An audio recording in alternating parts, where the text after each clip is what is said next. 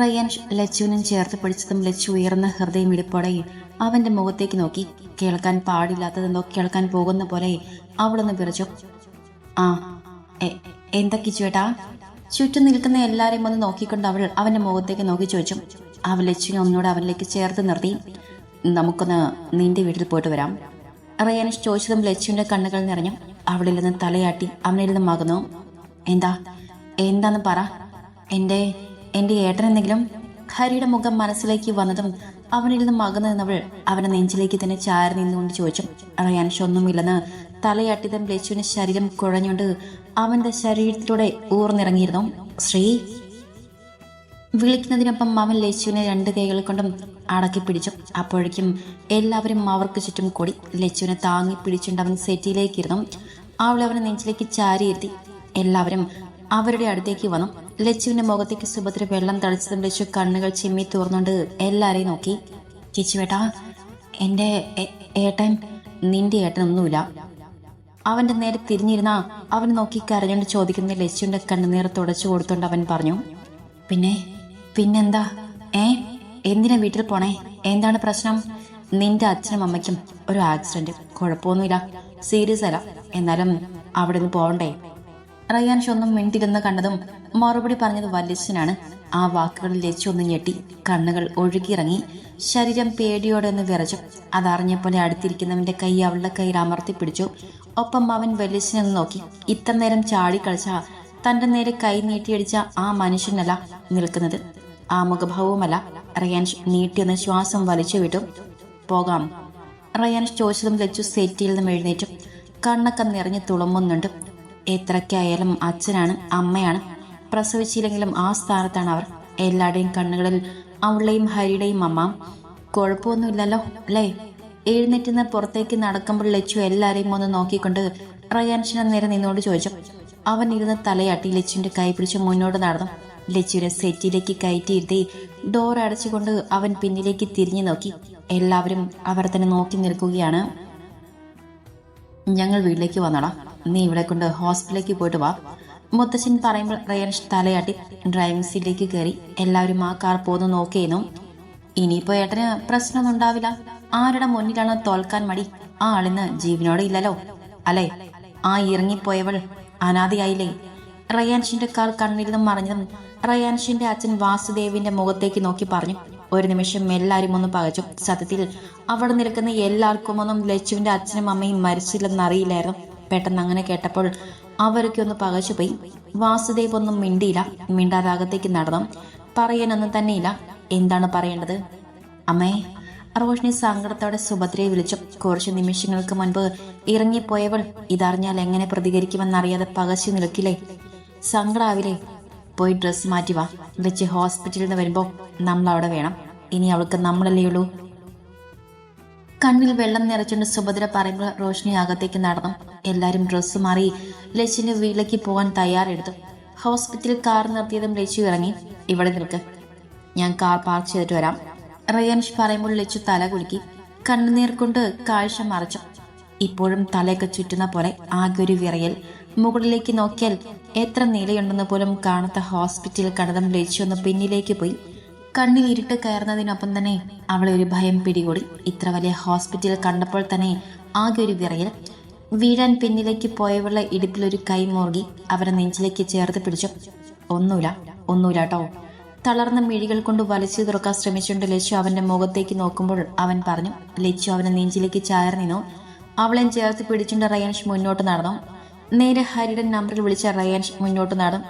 ഐസിയുവിന്റെ മുന്നിലേക്ക് എത്തിയപ്പോൾ റയാൻഷ് കണ്ടു ഒരു ചെയറിൽ മുഖം താഴ്ത്തിയിരിക്കുന്ന ഹരിയെ. ചുറ്റും മാറിക്കോ നിൽക്കുന്നുണ്ട്. ഫോണിൽ സംസാരിക്കുന്നുണ്ട്. ഹരി തലയും താഴ്ത്തി തലയ്ക്ക് കൈയും കൊടുത്തുകൊണ്ട് ചെയറിലിരിക്കുകയാണ്. ഏട്ടാ. ഹരിയെ കണ്ടതും റയാൻഷിനെ നെഞ്ചിൽ നിന്നും മലർന്നു മാറി ലച്ചു അവന്റെ അടുത്തേക്ക് ഓടി. ലച്ചുവിന്റെ ശബ്ദം കേട്ടതും ഹരി മുഖമുയർത്തി നോക്കി.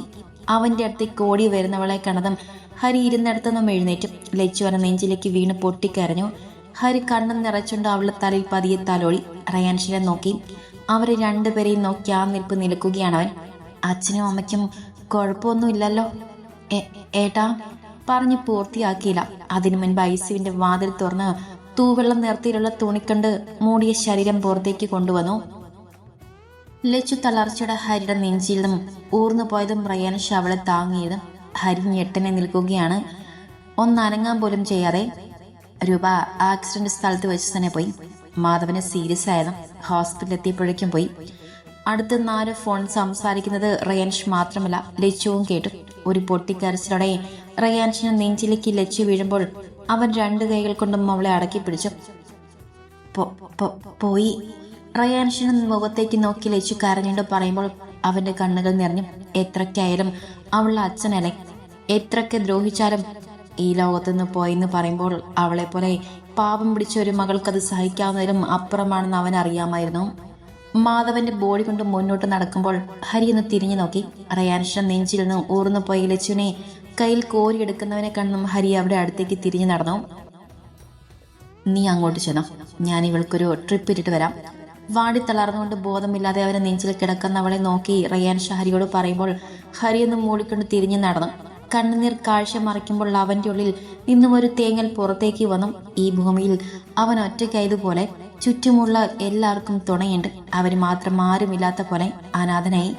ഇതുവരെ മറ്റുള്ളവരുടെ കണ്ണിൽ എല്ലാം തികഞ്ഞവനായിരുന്നു. എന്നാൽ ഇന്ന് അതുമില്ല.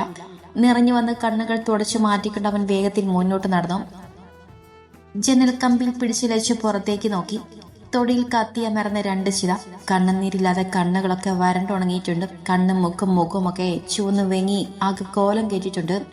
ലച്ചുള്ള നെറ്റി ജനൽ കമ്പിയിൽ മുട്ടിച്ചുകൊണ്ട് നിന്ന് കത്തി തീരാറായ ചിതയിലേക്ക് നോക്കി പുറത്ത് ഹരി നിൽക്കുന്നുണ്ട്. അവന്റെ കണ്ണുകളും കലങ്ങി ചുവന്ന് ആകെ വീങ്ങി കെട്ടിയിട്ടുണ്ട്. ഏട്ടാ ചായ. കണ്ണുകളെടുത്ത് സെറ്റിൽ ചാരിയിരിക്കുന്ന റയാൻഷ് കണ്ണുകൾ തുറന്ന റോഷ്നി നോക്കി. ഒന്ന് ശ്വാസം വലിച്ചു വിട്ട ശേഷം കൈ നീട്ടി അവൾ മുന്നിലേക്ക് പിടിച്ച ട്രെയിൽ നിന്നും ഒരു കപ്പ് ചായ എടുത്ത് ചുണ്ടോട് മുട്ടിച്ചു. അവന് കൊടുക്ക്. ഹരി നോക്കി റയാൻഷ് പറഞ്ഞതും റോഷ്നി തലയാട്ടി ഹരിയുടെ അടുത്തേക്ക് നടന്നു. ഒന്നും വിളിച്ചില്ല. എന്ത് വിളിക്കുമെന്നറിയാത്തത് കൊണ്ടാവാം അവന്റെ കണ്ണിന്റെ മുന്നിലേക്ക് ട്രേ നീട്ടിപ്പിടിച്ചത്.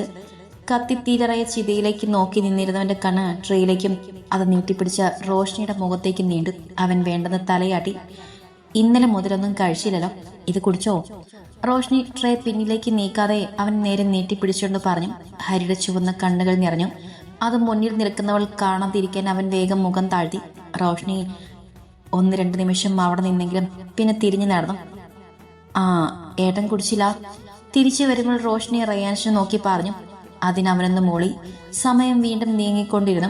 എല്ലാവരും ഇന്നലെ രാത്രി വന്നതാണ്. ഒരുവിധപ്പെട്ടവരൊക്കെ പോയി തുടങ്ങിയിട്ടുണ്ട്. മാധവന്റെ ഫാമിലിയുണ്ട്, പിന്നെ റയാൻഷിന്റെ ഫാമിലിയുമുണ്ട്, പിന്നെ അടുത്ത കുറച്ച് പേരും. അല്ലാത്തവർക്ക് പിരിഞ്ഞു പോയിട്ടുണ്ട്. ഇറങ്ങല്ലേ? ചെറിയിടം എഴുന്നേറ്റ് നരേന്ദ്രവർമ്മ ചോദിച്ചതും എല്ലാവരും തലയാട്ടി. ഇനിയിപ്പോ എന്താ, ബോഡി എടുത്തില്ലേ? നീ എന്താ ചെയ്യുന്നത്? ഇവിടെ നിൽക്കുവാണോ? രുദ്രൻ റയാൻഷിനെ നോക്കി ചോദിച്ചതും റയാൻഷിന്റെ നോട്ടം പോയത് ഹരിയിലേക്കാണ്. മണിക്കൂറായി ആ നിൽപ്പ് നിൽക്കാൻ തുടങ്ങിയിട്ട്. നോക്കട്ടെ. നിൽക്കുമെന്നോ ഇല്ലെന്നോ അവൻ പറഞ്ഞില്ല. ആ കാര്യത്തിൽ അവന് തന്നെ ഒരു ഉറപ്പില്ല. മോളെ ലച്ചു.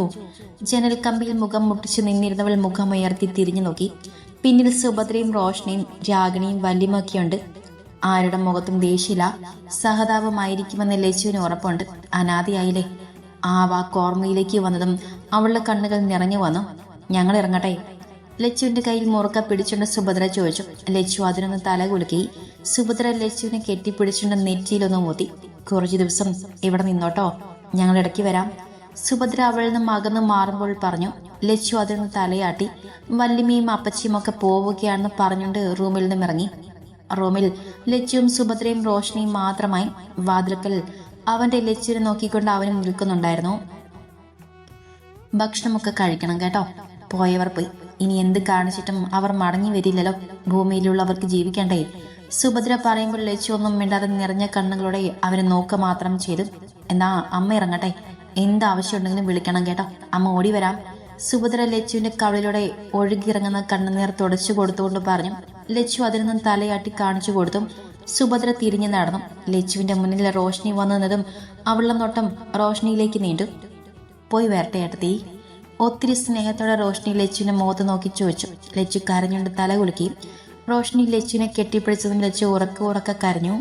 അവരൊക്കെ പോവാണെന്ന് കേൾക്കുമ്പോൾ ഒന്നുകൂടെ സങ്കടം. റയാൻഷ് ലച്ചുവിൽ നിന്ന് മുഖം തിരിച്ചു. അവന്റെ കണ്ണുകൾ ചുവന്ന് കലങ്ങി. ആ ചങ്ക് പൊട്ടിയുള്ള കരച്ചിൽ കാണാൻ വയ്യാത്തതുപോലെ അവൻ തിരിഞ്ഞു നിന്ന് കളഞ്ഞു. കരയണ്ട. ലച്ചുവിൻ്റെ പുറത്ത് പതിയെ തട്ടിക്കൊടുത്തുകൊണ്ട് റോഷ്നി പറയുമ്പോൾ അവളുടെ കണ്ണുകളും നിറഞ്ഞൊഴുകിയിരുന്നു.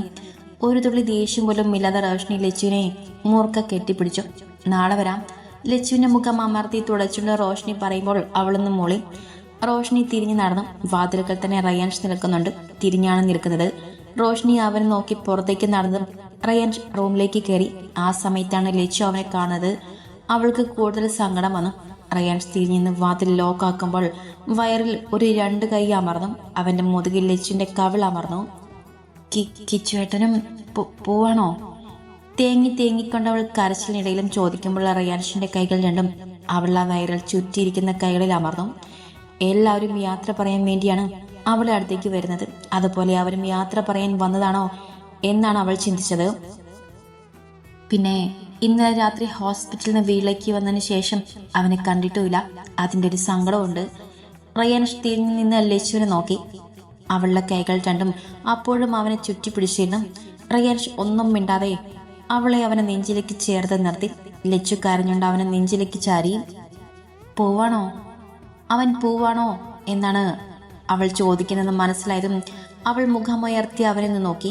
ശേഷം വേണ്ടെന്ന് തലയാട്ടി. ഇല്ല, പോവില്ല കേട്ടോ. അവൻ ആർദ്രമായി പറയുന്നതിനൊപ്പം ലച്ചുവിന്റെ മുഖം അവന്റെ നെഞ്ചിലേക്ക് തന്നെ അമർത്തി. കുറച്ചു നേരം രണ്ടുപേരും ഒന്നും മിണ്ടിയില്ല. ആ നിൽപ്പ് അങ്ങനെ നിന്നു.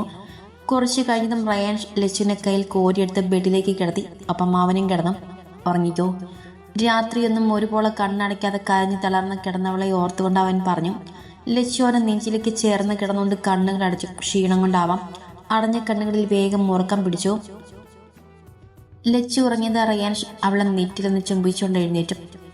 വെയിലടിക്കാതിരിക്കാൻ ജനൽ കർട്ടൻ പിടിച്ച് താഴ്ത്തി.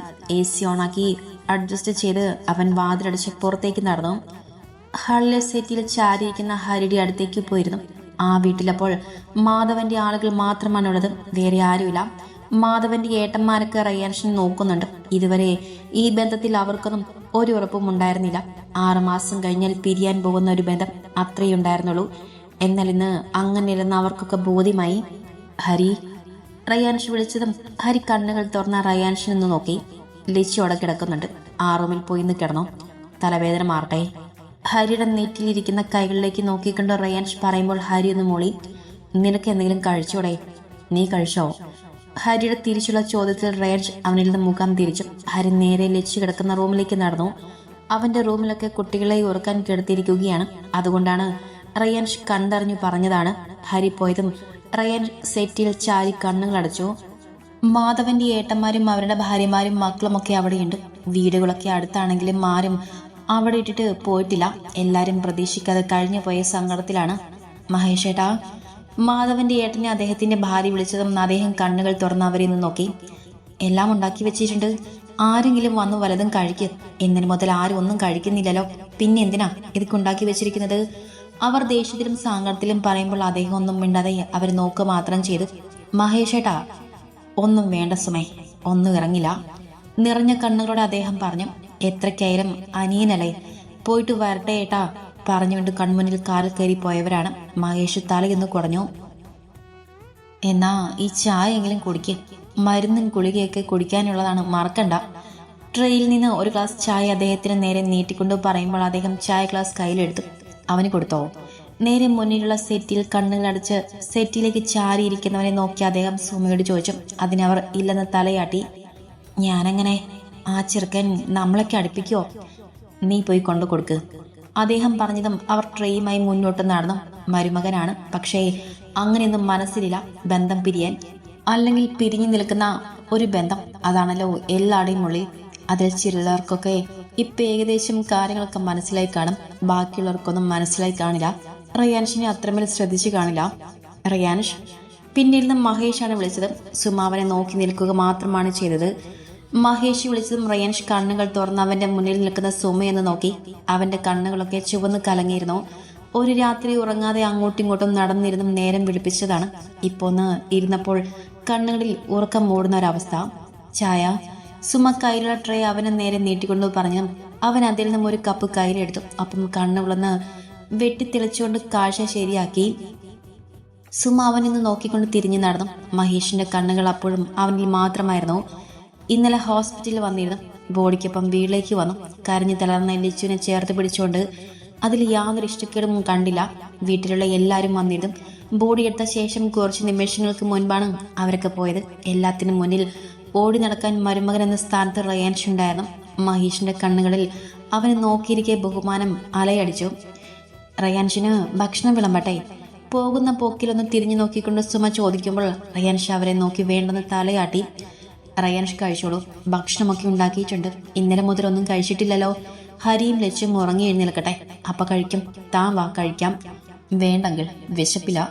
അത്രമാത്രം പറഞ്ഞുകൊണ്ട് അവൻ കപ്പ് ചുണ്ടോട് മുട്ടിച്ചു. അദ്ദേഹം പിന്നെ നിർബന്ധിക്കാനും പോയില്ല. എന്നാ കുറച്ചു നേരം പോയി കിടന്നോളൂ. അവന്റെ കണ്ണിലെ ഉറക്കം ശ്രദ്ധിച്ചുകൊണ്ട് അദ്ദേഹം വീണ്ടും പറഞ്ഞു. അതിനവനൊന്ന് മോളി. കയ്യിലുള്ള കപ്പിലെ ചായ കഴിഞ്ഞതിന് മുന്നിലെ ക്ലാസ് ടേബിൾ അത് വെച്ചുകൊണ്ട് അവൻ എഴുന്നേറ്റു. ഞാൻ വീട്ടിൽ പോയി വന്നാലോ എന്നാണ് ആലോചിക്കുന്നത്. ഡ്രസ്സൊക്കെ അവിടെയല്ലേ, ഒന്ന് കുളിക്കണം, എന്നിട്ടൊന്ന് ഉറങ്ങണം, അത് കഴിഞ്ഞ് വരാം. റയാൻഷ് എഴുന്നേറ്റതും കയ്യിലുള്ള കപ്പ് മുന്നിൽ ടേബിളിൽ വെച്ചുകൊണ്ട് അദ്ദേഹവും എഴുന്നേറ്റു. റയാൻഷിന് ഇവിടെയും ഡ്രസ്സ് വാങ്ങി വെച്ചിട്ടുണ്ട്, കുളിച്ചിട്ട് അതിട്ട് കുറച്ചു നേരം ഇവിടെയും കിടക്കാലോ. മര്യാദയുടെ പുറത്ത് അദ്ദേഹം പറയുമ്പോൾ അവർന്ന് ചിരിച്ചു. ഒത്തിരി ആളുകൾക്കിടയിൽ, അതും ഒരു പരിചയമില്ലാത്തവർക്കിടയിൽ നിൽക്കാൻ അവനെന്തൊരു ബുദ്ധിമുട്ട്. അത് വേണ്ടെങ്കിൽ ഞാൻ പോയി വൈകിട്ട് വരാം. ഹരിയോടും ലച്ചുവിനോടും മഹേഷ് അടഞ്ഞിടക്കുന്ന വാതിലേക്ക് നോക്കിക്കൊണ്ട് ചോദിച്ചു. റയാൻഷിന്റെ നോട്ടവും അങ്ങോട്ട് പോയി. എന്തോ അച്ഛനും അമ്മയും പോയി സംഘത്തിൽ കരഞ്ഞ് തളർന്നു കിടക്കുന്ന ആ സഹോദരങ്ങൾക്കിടയിലേക്ക് കയറി ചെല്ലാൻ അവനൊരു പ്രയാസം. അതുകൊണ്ട് അവൻ പോയില്ല. അവരിപ്പോ കിടന്നല്ലേളൂ, കിടന്നോട്ടെ. എഴുന്നേറ്റാൽ അങ്കിൾ പറഞ്ഞാൽ മതി, ഞാൻ വൈകിട്ട് വരാം. അദ്ദേഹത്തിന് ഒരു ചെറുചിരി നൽകിക്കൊണ്ട് അവൻ പുറത്തേക്ക് നടന്നു. മഹേഷ് അവൻ പോകുന്ന നോക്കി ആ ഹാളിൽ നിന്നും അവൻ കടന്നു പോയ വാതിലും കടന്ന് അവൻ ഒരു ദിവസം കയറി വന്നത് അദ്ദേഹത്തിന്റെ മനസ്സിലൂടെ മിന്നി മറിഞ്ഞു. ഇനി ഒരിക്കലും ലച്ചുവിനെ അവനെപ്പോലെ ഒരു അഹങ്കാരിയുടെ കയ്യിൽ കൊടുക്കില്ലെന്ന് ഉറപ്പിച്ച് തീരുമാനിച്ചതായിരുന്നു. ഈ നിമിഷം ആ തീരുമാനമെല്ലാം തകിടം മറിഞ്ഞു. എല്ലാവരും നല്ലവരാണ്. ഓരോ സാഹചര്യം വരുമ്പോൾ ഓരോ രീതിയിൽ പെരുമാറുന്നത് മാത്രം.